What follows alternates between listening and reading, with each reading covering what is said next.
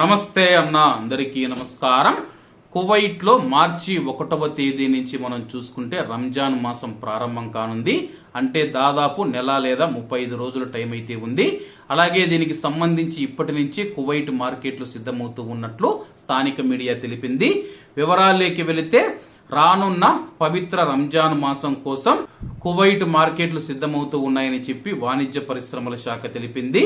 వివరాల్లోకి వెళితే కువైట్ లోని రంజాన్ ప్రారంభానికి ముందు సెంట్రల్ మార్కెట్లు, జమ్మియాలు, మాంసం మరియు ఖర్జూరాల షాపులు, రెస్టారెంట్లు, స్వీట్ షాపులు, మిల్లులను పర్యవేక్షించే ప్రణాళికను చర్చించడానికి వాణిజ్య పరిశ్రమల శాఖ నియంత్రణ విభాగం డైరెక్టర్ ఫైసర్ ఆల్ అన్సారీ తనిఖీలు మరియు అత్యవసర విభాగాల అధికారులతో సమావేశమయ్యారు. రంజాన్ ముందుకు వస్తూ ఉన్న ఫుడ్ ఏదైతే ఉందో దాని యొక్క నాణ్యతను తనిఖీ చేయడానికి, అలాగే కువైట్ రంజాన్ మాసంలో ప్రజలకు ఎటువంటి ఇబ్బంది కలగకుండా ఆహార భద్రతను ధృవీకరించడానికి సమావేశం నిర్వహించారు.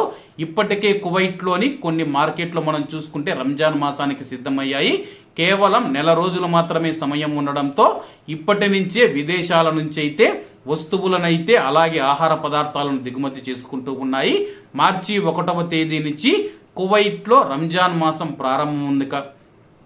కువైట్ లో మార్చి 1వ తేదీ నుంచి పవిత్ర రంజాన్ మాసం ప్రారంభం కానుందని చెప్పేసి వాతావరణ శాస్త్రవేత్త ఈసా రంజాన్ గారు ప్రకటించిన విషయం అందరికీ తెలిసిందే.